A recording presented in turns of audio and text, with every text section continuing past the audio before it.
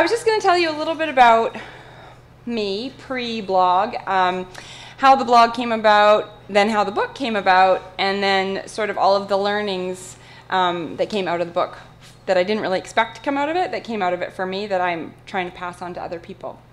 So, is it that arrow? Yes. Mm-hmm. There's my mom and dad. My mom is a very accomplished painter, and my dad is a PhD scientist. So I was very confused about what I should do, because luckily I was actually pretty good at both. And so in high school I was sort of the art kid, but I also got A's in biology and chemistry and physics. And so I thought, you know, came time to apply to school, and I thought, well, art seems really irresponsible. I'll do science. So I went to UVic for marine biology, and it went pretty well. But whenever I didn't feel like doing homework, I would draw or paint or whatever. And so my PhD dad said, I think you should switch to fine art. And I said, but what about rent and food? And he said, do what you love and the money will come, and if it doesn't come, you won't care because you'll be happy. So I did it. I switched into fine art. And it was a living nightmare. I did not fit in at all to the art program. I had no friends. And it just did not go very well. I think I was too designy and not angst-filled enough. And so it just didn't really work very well. But I don't really quit things, so I kind of just kept on going. And what it was fine, but what the true living nightmare was at the very end. And when I first started doing this talk, I didn't tell this story because it's very painful. And then I told it once, and it resonated. Like, so many people got it and had the same experience. So now I tell this story. So it was 6 weeks before I graduated. No, 5 weeks before I graduated. I was a painting major. And I was in my painting class and put up, we were having critique. Everyone's familiar with critiques probably. So I put up my paintings and just waited to get, ripped apart. And my prof loved them. And he went on and on about how it was a new niche, he'd never seen anything like this, and that I'd really found, my thing. And I was like, oh my God, finally, 5 weeks till graduation and I've got it. And so at the end of that class, he said, we're going to have a visiting artist from New York. And it was actually someone we'd studied in art history. It was coming to Victoria to be in our class. And they had time for 3 crits. Who would like to go? Well, of course, nobody wanted to do it, but I was like, I just had the crit of my life. Like, I'm totally going to do it. And so the following week, the next Thursday, it was the exact same paintings that I had up the week before. The visiting artist was there, and we were all sort of sitting in a U shape. So I was on a garbage can at this end, and then the class was kind of behind me, and the visiting artist was on the other end. So I put up my paintings, and it was supposed to be 10 minutes. It was 30 minutes. I got destroyed. And my prof at one point actually said the sentence, "You should never paint again." Yeah. Okay, so with 5 weeks to go with a painting major, and you're told you should never paint again, it kind of breaks a person a tiny bit.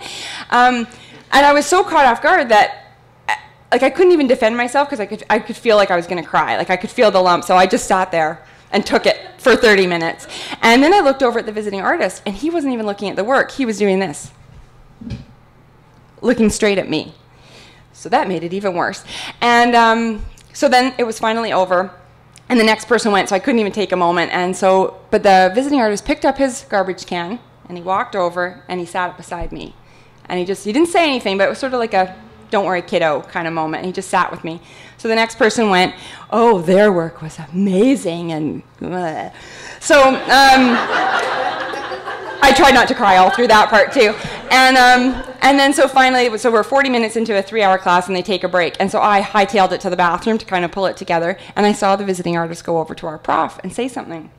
And he was meant to be there the full 3 hours. So I came back and he was gone.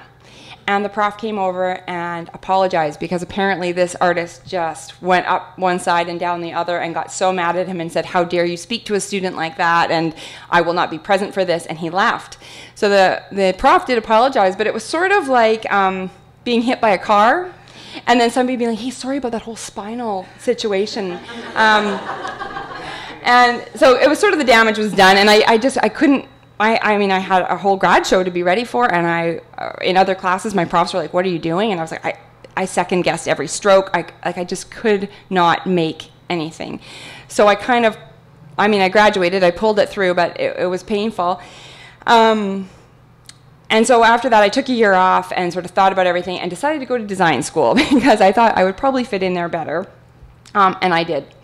And I went to school at Sheridan College in Ontario and was hired right out of there right away. And I did really well. I worked in advertising and design, and I was winning awards like crazy and was sort of going up the ranks. And so I was just like, great, I'm just going to focus on design.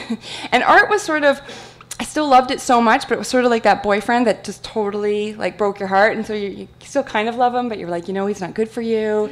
And so I was like, I still really love him, but like I don't really trust him. And so I just didn't really go there. And so I would do art, but no one knew. Like I worked at taxi advertising. I didn't tell anybody. I just kept it really quiet. I was just too horrified to show anybody. So that was for years and years that I did that. And then in 2006, this little dude showed up. This is my son, Charlie. He's 7 now. And I was a total workaholic, and my plan had been have the baby, put him in daycare, back to work. And by then I was a creative director in Vancouver at Cassette. And he was a couple months old, and I was like, yeah, that's not happening. And I stayed home till he was 5. Because that was, the job of a lifetime. So I really wanted to do that. So when he was about 2, I started to think, well, I was going a little crazy at home with a 2-year-old. And I thought, maybe now is the time to get back into my art. So in that time, not only had Charlie been born, but the internet had been born. So I started Googling around for artists that I liked, and I have found thousands.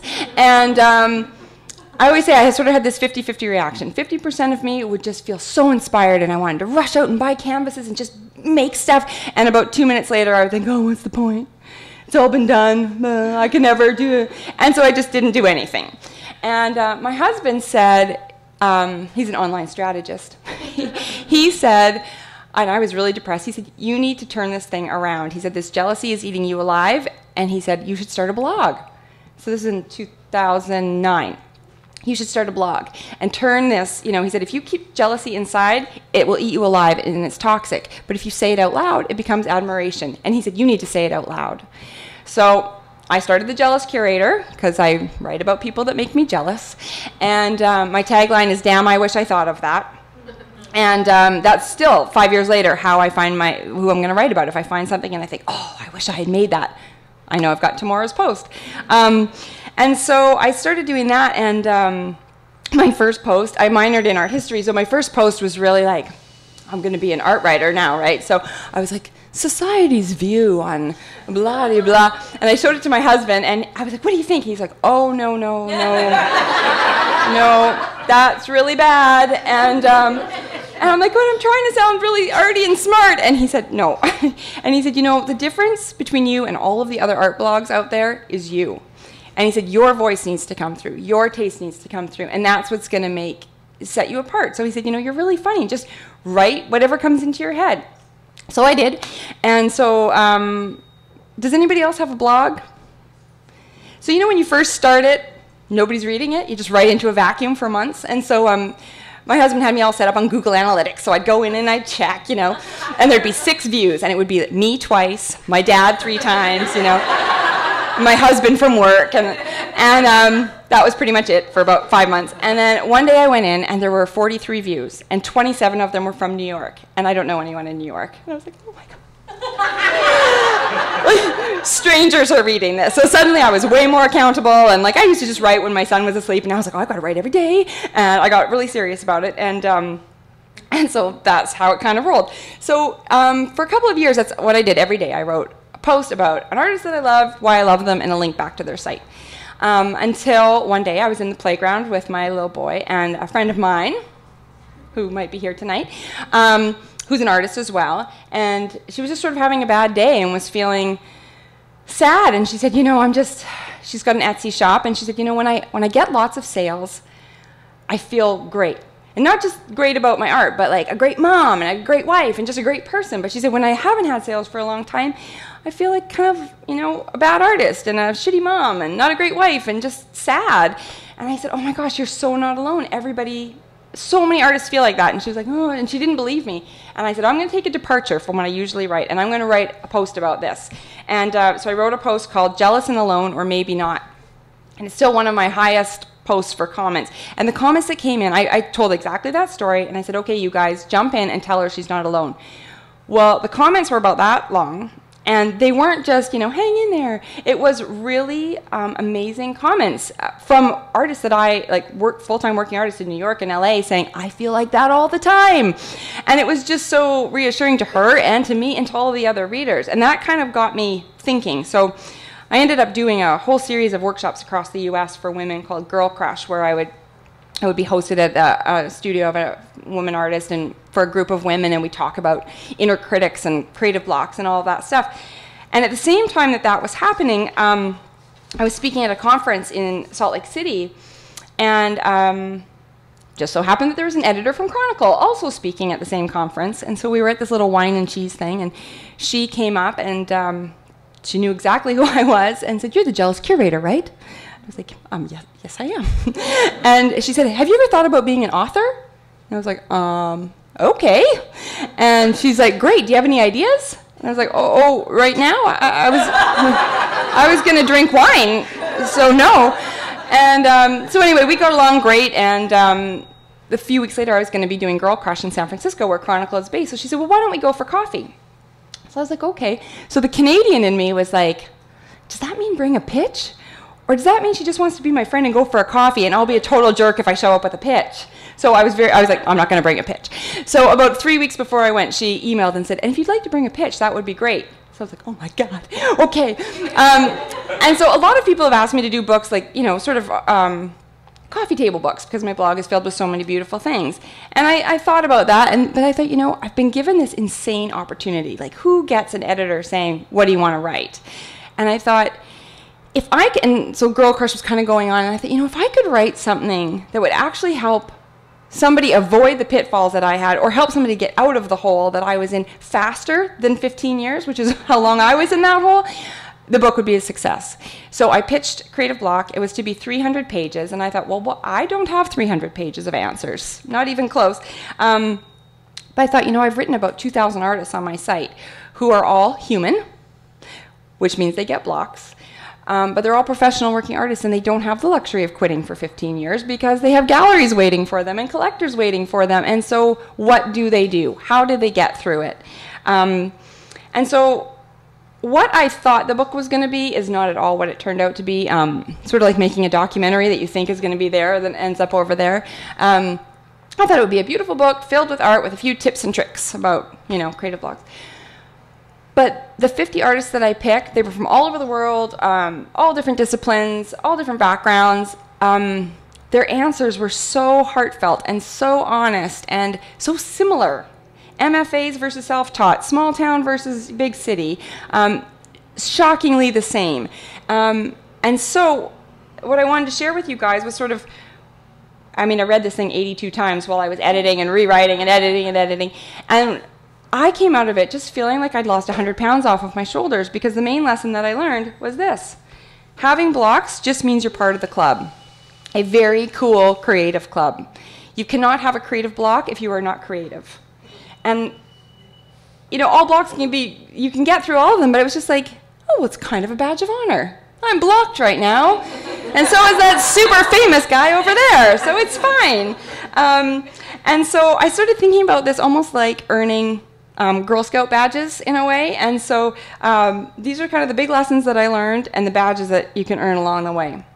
So this is weird because I'm quoting myself from the intro of the book, but it's just so good and smart.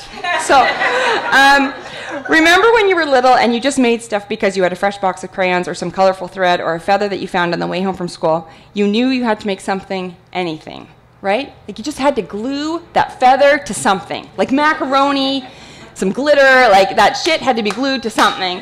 And then the fresh box of pastels, like, oh, you know, can you remember opening them? It's just like the potential was just amazing.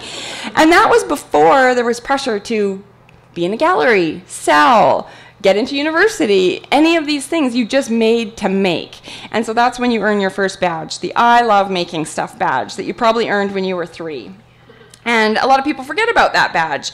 But I think if you're a creative person, you have to reconnect to that and just make for the sake of making. So the big lesson, one of the big lessons was this. All of us have an inner critic. Some of them are assholes.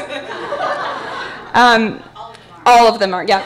Out in the book, there are 50 interviews. 3 of them said they had a good working relationship with their inner critic, and I don't actually believe them. But anyway, everyone else was like, I hate that guy.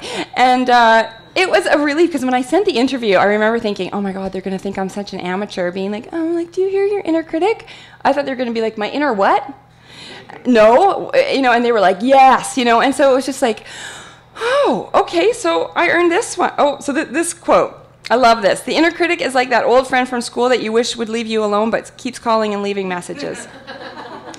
And I love that. That's Anthony Zinanos. He's an amazing collage artist from the UK. And I thought that kind of kept coming up too, is just the levity, like just kind of laughing about it and being like, yeah, it's just part of the deal. Like, you can't let it bog you down and be devastated by it, right? So I love this badge that you get to earn. My inner critic is an asshole. Now, this wasn't originally part of this presentation, but this is such a cool story that I have to tell it. So one of the crazy, amazing things that's come out of this book was that I was asked to speak at Pixar. So that was totally intimidating, to go and speak to Pixar, these creative geniuses, about being creative. So I went in there, and luckily I was speaking like as soon as I got there, because I could feel like sweat pouring down my body as I walked into the, this giant amphitheater with these beautiful couches and all these, this screen. There's a photo of me there, and it's so funny because the screen is giant, and I'm like this tiny little person in front of it. And so I did my talk, and they all just sort of were like this. I thought, oh, this isn't going well at all. And but afterwards, they had a little table to sign books. They all lined up. And they all came up, and all of them were like, I felt like you were talking just to me. And I was like, really? And so when I sign the books, I don't like to just sign my name. I like to chat with people and find out why they want the book. And so, I was asking a few of these guys, like, well, what do you do? And not loudly, but at full volume and with confidence, they'd say, oh, I'm the head lighting guy on all the Toy Story movies, or, I was the lead animator on Up, or, these crazy things that, they've got Oscars in their office, and I was like, oh, cool, that's cool. And then I said, because I know I was a designer for years, but did my art secretly on the side, right? So to all of them, I said, but so what do you do on the side? And this was so interesting. The first guy set it off, so then I asked all of them. I said, so what do you do on the side? And this, I won't say which movie he worked on, because that'll give it away, but very high up guy in a very, very big movie. And he said, so he told me very loudly that that's what he did. And I said, so what do you do on the side? Well, I draw, and but I haven't really, and I was like, sorry? And he's like, well, I used to draw a lot, but I don't know, I feel really blocked about it. And then the guy beside him, who also happened to work on this really big movie, I said, well, what about you? Yeah, I do photography, but I'm not taught in it. I just it's self-taught, And they were so apologetic for the thing that they actually love, but with so much bravado about their creative success that they'd had in their career, right? And I just thought, oh my God, these dudes with Oscars have self-doubt. I was like, wow! So I asked all of them, and it just repeated through all of them. It was a really interesting learning. And I've been talking to high schools a lot, so I've been telling kids that. So it's like these guys that you worship that are making these movies doubt themselves too. So it's kind of okay if you doubt yourself. You get to earn this badge right along with those guys. So the next big lesson, criticism sucks, but it should never stop you. I let it stop me for 15 years because of that prof. Which was ridiculous and a colossal waste of my life. And if I can stop one person from wasting that amount of time, I will be thrilled. So you get to earn this badge, burned by a critic. And this could be, doesn't have to, it could be an actual critic in a newspaper. It could be a prof. It could be a parent. It could be a friend who said something they shouldn't have said on a bad day, and they don't even realize it was just a flippant comment, and now you're blocked. So instead of being stopped by that and overwhelmed by it, put on your badge, know that you've earned the next thing in being a creative person, and move along. This is a great quote from Amanda Happy. She actually painted the cover of the book. No one can wrestle the pencil out of your hand. You get to keep going in absolute defiance. I thought that was awesome, because that prof didn't put my pencil down. I put my pencil down. And I could have picked it up the next day, and I didn't. I left it down for 15 years, and that was my responsibility. So, and she's right, you just get to keep going. Who cares what people think? Next lesson. Sometimes what you're making will be really bad, but nobody needs to know about it. One of my favorite stories, this friend of mine, his dad worked for Andy Warhol in New York in the 80s, and apparently so you know, anybody, even if you ask people that aren't artsy to think of like 5 Andy Warhols, you can instantly think of them, right? And what I think a lot of artists do is they put this pressure on themselves that they're supposed to do those 5 or 10 amazing things without all of the thousands of things that suck. And I certainly do that to myself. If it's not perfect, in my brain, I don't execute it, which is dumb. And so this guy that worked for Andy Warhol said that he pulled thousands and thousands and thousands of prints that no one ever saw, that he would throw immediately in the dumpster because he didn't feel that they were right, he didn't love them, whatever. And if you as an intern took one, you'd be immediately fired. So all of these things were destroyed. Nobody has ever seen them. And I love that, because just think how many, you know, if everybody did that, and you just make and make and make, you can get to those 5 or 10 masterpieces, because you have to kind of work through all of that stuff to get where you're going. Awesome quote from an Australian artist. You should never be afraid to experiment. That is how you become a genius. And it's just so true. And I have really taken that to heart. That kind of came up in the book a lot. And so, I mean, this book took 2 years to make. So I've been playing around with doing all the unblocking things myself for the last little while. And so one of the things is just playing and throwing away. And maybe you do a collage and it's terrible, but the top left corner, there's something kind of cool there. So then that's the beginning of your next piece. And it's just really helped me, and the badge that you finally get to earn is the I made stuff and I still like it. Because you know how you make something and it's midnight when you go to bed and you're like, I am a genius.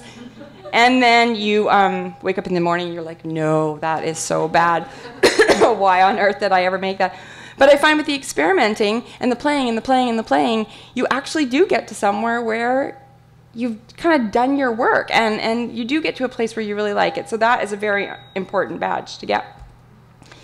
So I kind of figured out through all of this that blocks are not permanent. They're not that big of a deal. Time fixes all of them, but if you want to speed things along, a few fun projects can't hurt. So what I asked the artists in the book to do is not only is there beautiful art in there and their interviews, but each of them gave an unblocking exercise. And so some of them you can do in the studio, some of them a lot of them you have to go outside for. Oh my gosh. Too many arms. And so one of my favorite ones is you roll 2 dice. And if you get a 2 and a 4, that means 24 minutes, a 3 and a 2, 32 minutes. You get on any kind of mode of transportation, roller skates, a bike, a bus, whatever, and you travel for that amount of time. When you get to wherever you are, you stop there for 1 hour and you just take note. You can take photographs, you can do sketches, you can write down conversations that you are eavesdropping on, you can pick up bottle caps, whatever. For 1 hour, just find inspiration in that random place and then come back and make something from that. Like, how fun is that? That's just a fun afternoon on a Saturday. And it just kind of gets you out of your studio and out of your head. And so anyway, there's 50 of those in there. So I highly recommend doing them because they're super, super fun. And so the idea is to earn this badge eventually. See how it matches the book? And so the idea is to earn your unblocking badge. But, and you're going to be blocked, and that's okay. You've got this badge, and you know that when it comes the next time, you're going to get through it again. So the whole idea with this, and there's a whole bunch more badges, but the idea is that, you just wear them with pride and exhale and just know that it is part of the deal and be honored that you're part of this amazing creative club, because you wouldn't want to not be part of it, right? Right. The end.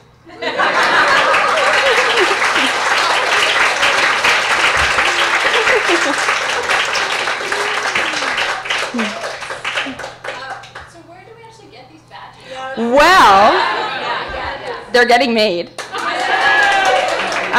There is a really beautiful gallery in San Francisco that follows my blog and said, we want you to curate anything you want. On December 4th it opens. Whatever you want. So I pitched Creative Block the show. So it's 21 artists from the book, all the North American artists, and because I couldn't afford to ship from Germany and Australia. And then a bunch of those pull quotes that I have in the presentation are going to be up on the wall in vinyl. It's 4,000 square feet, this gallery. of whatever I want to do.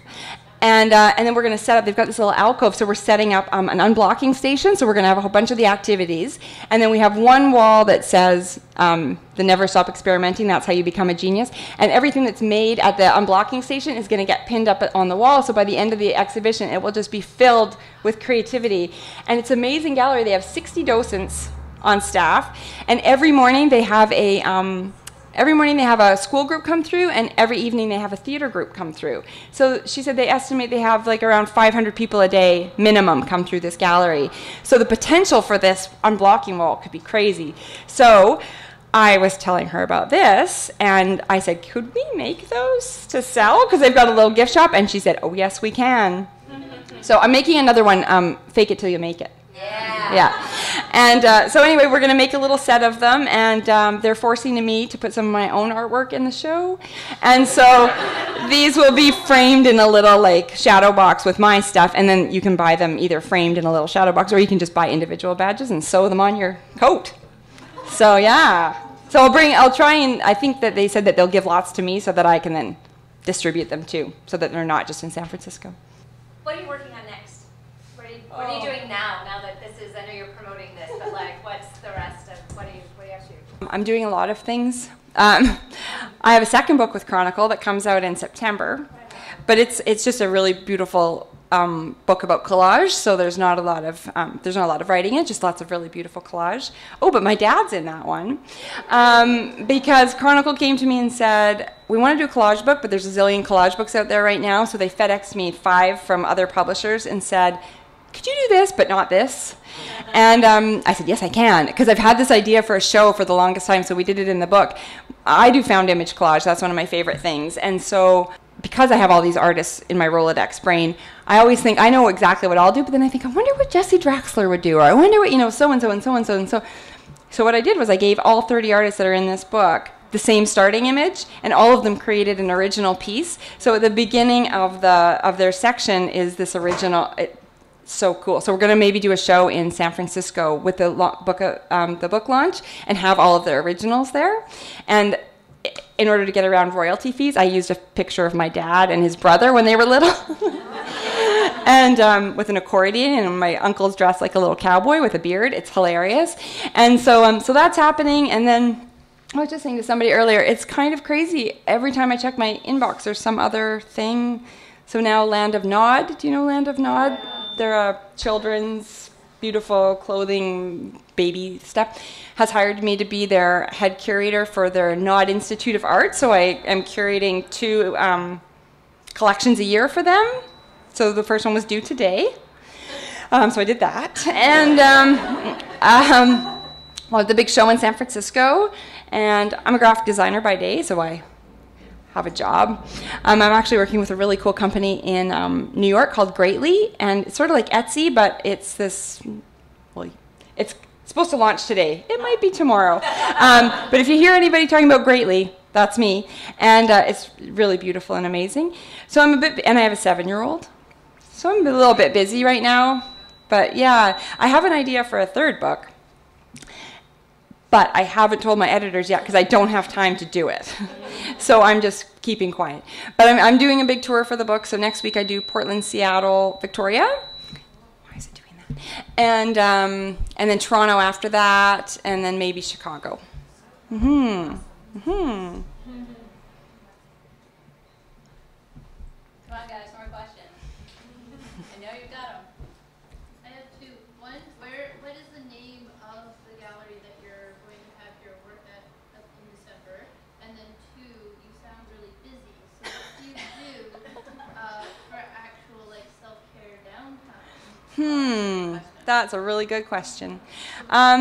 It's at the Bedford Center, the Bedford Gallery in Walnut Creek, just outside of Oakland. That's where the show is. I live in Summerland in the Okanagan, and that was a very intentional decision that my husband and I made about 1.5 years ago. And so Summerland is awesome. It's so tiny. Nobody has any idea about blogs. All my friends are teachers. They don't even know how to check their email. So they really don't.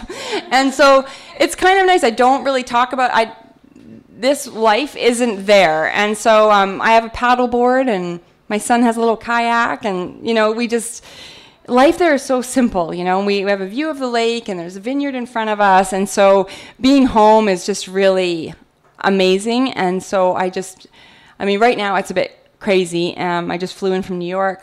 I got here at 2:30 in the morning last night, and then, you know, it's been a lot. But like for next week for Portland and stuff, my son and my husband are coming with me. We're gonna make a little road trip out of it and go to the zoo and, you know, all that stuff. So I just try and balance it as much as I can, and really thank goodness for my son, because I think I could just go crazy if I didn't have to make sure that I was being an attentive mom too. And it's actually really good for me.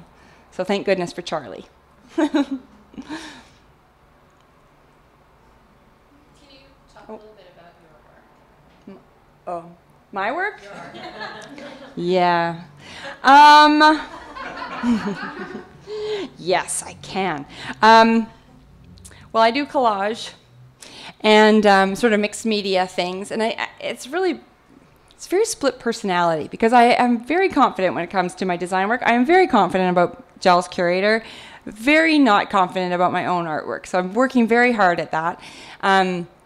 Chronicle forced me to put a few of my paintings at the front of the book, and I said no very clearly 3 times, and they said, my editor finally phoned and said, "I'm the editor, it's going in." And I was like, oh, okay. But I'm doing a whole bunch of collage work right now that I really, really love. But it's funny that you asked that, because I've been thinking about it lately, because I have a major in painting. I have not painted since that thing happened in 1995. And I was thinking about it on all my flights lately, that I think I'm totally just telling you guys things I shouldn't be telling you, but I think I've been kind of hiding out in collage. Because I love, you know, vintage images and pop culture stuff, and so I don't have to draw any of it. I think it's the designer in me, right? You get to, like, you know, I'm quite good at composition and color, whatever, and so you just get to take cool images that you don't actually have to create and then recreate them and make your own story, which I do love and think is amazing. But I was thinking I'm going to force myself to do a few of the painting challenges in there. I have to buy new paints, because I have all my old paints, but they're like plastic now. They're like hard. So I was thinking, I think I'm just going to go one day and buy a whole bunch of new paints and force myself to paint, because I can't be running around talking about blocks and then not like face my most giant fear. So that's my new goal, is to paint. We'll see how that goes. Yeah. Yay. You had a question.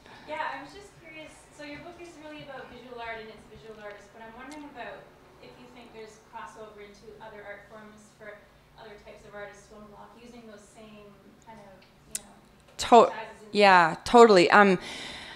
It's been really interesting, because with all the talking, I've met with writers and actors and all different people who are like, oh my gosh, me too. Like, they just totally get what I'm talking about. And so a few of the unblocking exercises, a few of them are writing related and things like that. I think all of them you can skew a little bit, like change them a tiny bit to have them suit your art form. But the interviews, they are with visual artists, but you almost feel like they're not really talking about their craft, right? They're talking about their feelings about inner critics and self-doubt and criticism that they've received. So I think it kind of resonates with a lot of people. I actually just did it was so much fun. In tiny little Summerland, there's a Shakespeare festival, a high school Shakespeare festival. And I thought it was just my old school, right, which is a tiny little school. And my old drama teacher has retired, but she runs this thing. And the little local paper featured me the other day. And so she phoned me, "Danielle, now why didn't you tell me that you wrote a book?" And I was like, and I said, "I don't really talk about it here." And she says, "Well, you need to be the keynote at this thing." And I was like, "Oh, okay," thinking how cute it was. Well, it's this huge festival. Kids from all over BC come, actors, writers, musicians, to do this 3-day intensive thing. And they bring teachers from all over Canada. Anyway, and so a friend of mine, Jeff Topham, probably some people know Jeff. He's from Vancouver. He was teaching is he here? He didn't come either. Oh. And so make him feel bad about that. Okay, good. Tell him I mentioned him and hashtag not here. Bad friend. And so anyway, he was doing a writing intensive with these grade 12 students, and he said, can you come and talk to them? And I'm like, okay. I don't really consider myself a writer, but so I took one of the unblocking exercises and adapted it. It was supposed to be a drawing exercise, but I made it a writing exercise. It was amazing what these kids did. So I gave them it was supposed to be a famous quote, and then you're to do a drawing based on that. But I said, well, I'm going to give you a quote, and you write a story from it. And we gave them 15 minutes to write this story. But every quote I found was so charged with like things you already knew, right? Like you'd have pop culture references, and I didn't want that. So I went through my Twitter feed, and I found half of a direct message that I got like 2 years ago, and I had no idea what it was in reference to. And it said something like, I'm at the second table on the right, fourth from the door, and there's still seats at my table. So that's what I gave them. And so all of that had to be the first 2 sentences of their book, and so of their story. And so we gave them 15 minutes. They were so good. Like one girl, I got teary-eyed and goosebumps. Like, and it was just amazing. And they were all stressed that it had to be this perfect crafted story. And we said, no, no, no, no. There might be one sentence in there that's great, that then leads you to your next story, that leads you to your next story, that leads you to the great American novel. But, not to feel pressure, just to kind of let loose. So there are quite a few in there that you can kind of just tweak them a little bit. But when I pitched it, I had called it artist block. And the editor said, well, she's like, I don't think that's really right. I think it should be creative block, because I think if you're creative, you're going to get it. So hopefully that's my hope. Yeah. Yes. So you were saying you are not only, this was your first book, right? Mm-hmm. So basically when you started writing it, what was the process for you to write it? What was it? They give you like a guide, or like, oh, this is how you start a book? Or were you just like, well, I guess this is page 1? And yeah. Yep, I just ran with it, and well, I went. My editor was amazing, so I wrote the interview first, and went back to her and said, "This is what I plan on asking them." And so we went back a little bit, back and forth on that, and then I had to write the big intro of the book, and then each intro to. And again, I did that thing when I started my blog. I was like, "Well, I'm writing a book. I better get fancy," and so I start the first draft that I had about 3 months to write the first chunk. So excited, working on my book, and I sent it in, and she was just like, normally we just emailed, and she's like, could we do a call? And I was like, oh, that's not good. And so we did a call, and she said, so we hired the Jealous Curator, not whoever this is. I was like, right. And she's like, we want your tone. Like, that's why we approached you. So write it like you. And so I kind of had to do a, shake it off, throw it all away, and start again, and just really pretend that no editor was looking at this and that it wouldn't be published worldwide. Because it was freaking me out. I was overthinking. I was getting a creative block, writing about creative blocks. And as soon as I just kind of let go and just truly, I do that sometimes with posts when I'm writing a post. If it's just not flowing properly, sometimes I'll just delete, kind of have a moment, and I'll look at it and I think, if I look at it and think, sweet Jiminy, I write, sweet Jiminy. And so that's what I did with the book. And so after that, it really flowed, and it was great. And Chronicle was amazing, because I'm a graphic designer by day, and I didn't design this. And I said, it might kill me not to actually design this, right? And they said, no, we like that. We're going to let you creative direct. So I went back and forth with the designers, and I said, I'm not sure about this font, and I don't really love this. And they completely did whatever I said. And then for the cover, they sent me about 5 little illustrator, sort of it could be a square with a thing, or it could be a diamond, and just really rough shapes. And so I picked this, and then I got to choose an artist from the book to actually create it. So this is Amanda Happy. She's a designer in Toronto, and this is the full painting. And Creative Block, she actually hand-painted those words. And everything else is put on there digitally, but she hand-painted it. It's 3 feet, it's 36 inches by 18 inches, and she's giving it to me. So this is going to be the main piece when you walk into the show at the Bedford. That'll be on the feature wall, and we're going to just put a little red sticker on it from the get-go, and when the show's over, I get to take it home.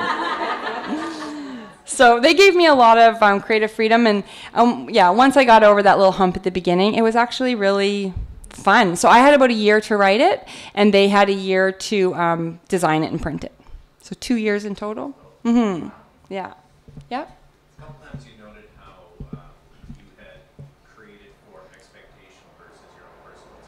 Mm-hmm. And so do you have any particular tidbits of advice you from artists, one particular technique that would allow someone to get to that truer self or inner voice faster?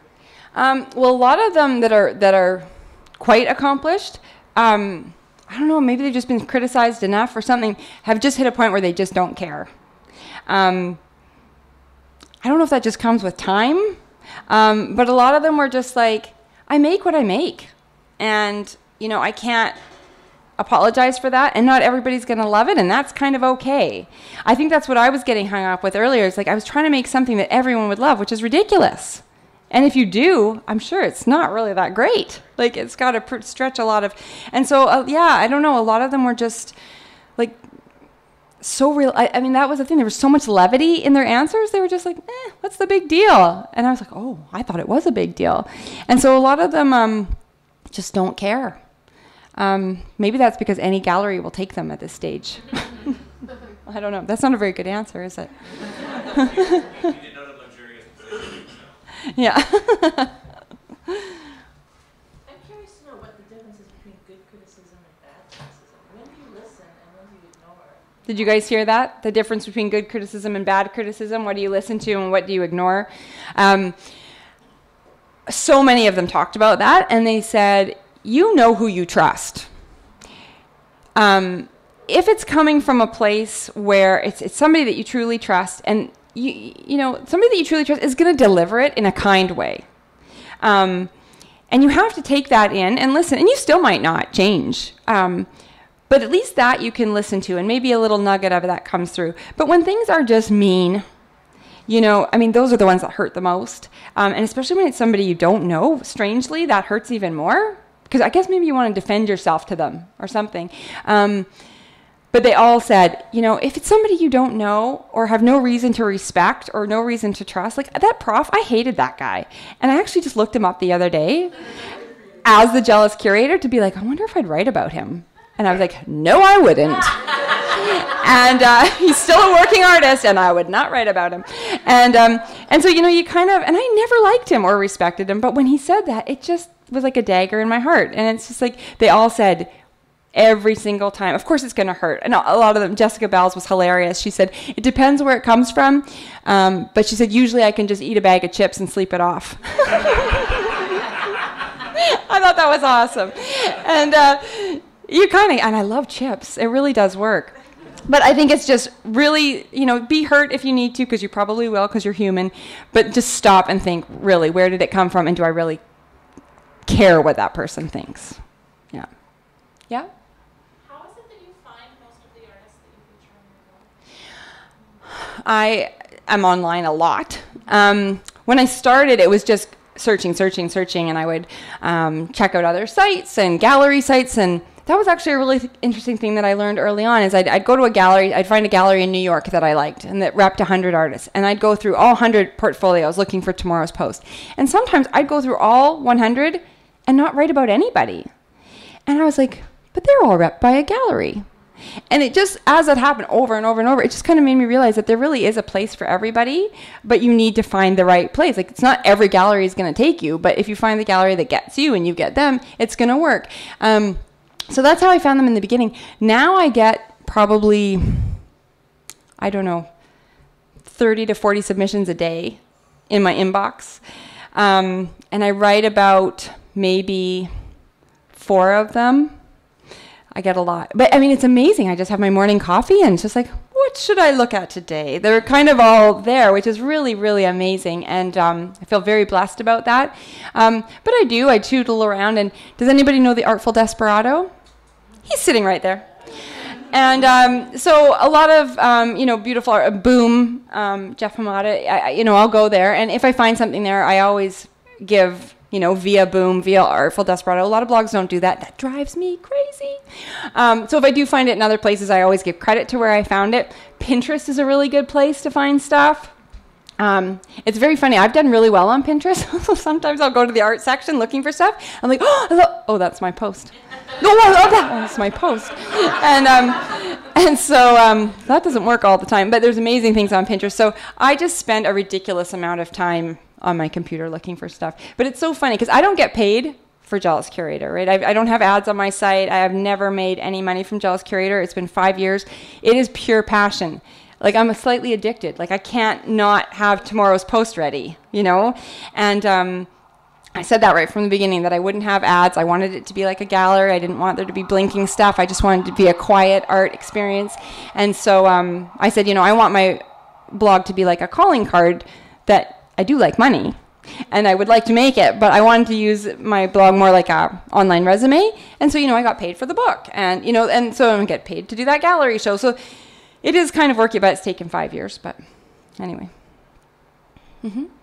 How do you source some of the images on your blog? You mentioned that artists email things to you. Is that how you get your images? Nope, I just steal them from the artist's site. Okay. Yeah. Because I'm not saying anything negative, and I always link back to their site, and I always get the images from their site. I mean, they've got a site. They want people to see those images. If I was putting them up and saying mean things, not so cool. But I only say very, very nice things. So if anybody ever said, hey, stop saying nice things and showing my images, I will happily take it down. But that has never happened. So yeah, a lot of people ask me that in the beginning, but how do you have rights to use this? And it's, I don't. But I'm not critiquing them. So hopefully it's okay. Nobody's complained yet. It's probably actually great exposure for a lot of people. Yeah, well, the crazy thing now, I mean, it's just so funny because, you know, I make Charlie a grilled cheese sandwich and then I take him to school. And meanwhile, I get these emails. This one guy, you just don't realize the power of the internet and power of blogs, right? And you're just one person working on this thing, but this happened first time a couple of years ago, and then now it just happens all the time. This guy emailed me from Melbourne, and he was at the airport on his way to India for 3 months or something. And he said, I love your blog, and I'm too scared to send you my stuff, but I'm getting on this plane to India, and I'm not going to have internet access for 3 months, so I'm just going to send it. And so he sent me his work. And like, I got it as it came into the inbox, and I loved it, and I wrote him right back, and I got him before he got on the plane, and I said, I love it, I'm totally going to write about it, like, tomorrow. Enjoy your trip. And he was like, oh my God, okay. So off he went. So I wrote about it. And then 3 months later, he was home, I guess, and he emailed me and said, oh my God, while he was away, he was contacted by a gallery in New York to do his first solo show because they saw his work on the Jealous Curator. And stories like that just, and I cried, and I was like, I think I'm more excited than him. Like, it was just amazing to me. And then there's this woman I've been working with a lot lately, named Kiana Mosley. She's from Portland. I love her work. Yeah, and she's just so sweet. And she wrote me, I just wrote about her stuff, and a couple months later, I got this 3-page handwritten letter from her saying, you don't understand. She was a single mom for a while. I think she's married now, but she's got 3 kids, and she said, you have no idea. That post, after I wrote this post, that took me half an hour to write, she was contacted by a textile company that wanted to make textiles from her work, a publisher that wanted to use her work to illustrate a book, and a gallery, I think in New York, that wanted to do a solo show with her from that one post. And she's like, do you have any idea what you've done for my career? And like, I just sat at my computer and cried. Like, I was reading this letter just crying, because it's just like, that's insane to me, you know? And that makes it all worth it. Like, I can't believe that it's at a point now where I can actually, you know, help these artists who, you know, maybe had no exposure before. And, you know, a lot of people have asked me how I feel about doing actual art shows versus the blog. And actual art shows are amazing because, you know, standing in front of the piece is so much different than seeing it on screen, and you cannot replace that. But I did a show with Ben Skinner in Washington, D.C., and he worked on this stuff for like 6 months. It was this amazing show, and maybe 500 people came. Which is so disappointing, because I can write a blog post and thousands of people will see his work, and, you know, and then suddenly editors from magazines are calling and galleries are calling, and there's just so much more buzz. So I like to do both, but I mean, the blog can just it can change people's lives. And it's just shocking and amazing to me. I love it.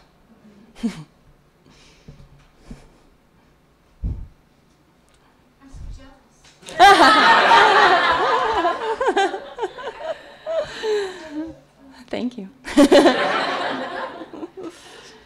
any more questions? Maybe one more question? Come on. When are you going to do your TED Talk? Oh. Well, Chris, We're recording this tonight, and I'm sending it to Ted. Yep, they said, why don't you go ahead and pitch? So I'm going to send them this and send them a little write-up and cross my fingers and hopefully do one. Maybe you should say hi, Ted. Hi, Ted! Pick me! Pick me! Yeah. I almost briefed you all before to be like, laugh really hard in the funny parts, cry in the sad parts. But you did good. I didn't have to talk. I kind of want to punch the teacher for you. I know. Oh, well, it was so funny when so I've done Pixar, I've done all these speaking events in LA and New York, but I did the Shakespeare Festival with these kids. Well, they're all the theater kids, right? So like they're the crazy creative kids that in their school they're the total weirdos. And then you bring them all together and they're just awesome. So they're waiting for my keynote to start and they all start chanting, oh, I feel so good. Oh, I feel so good. And like you could not hear, like it was so loud. And I was like, oh man, like this is either gonna be awesome or I'm really gonna disappoint them. So we get up there, my slides don't work. They can't get the projector to connect, whatever. And like they're chanting and it's just like, oh my God. So I was like, you know what, I'm just gonna do it without the slides and whatever. So I said, okay guys, technical difficulties, here we go. So I've told that story before about the prof, and at Pixar, I always get an audible, like, ooh. But these kids, they're standing up in the back row, we hate that guy!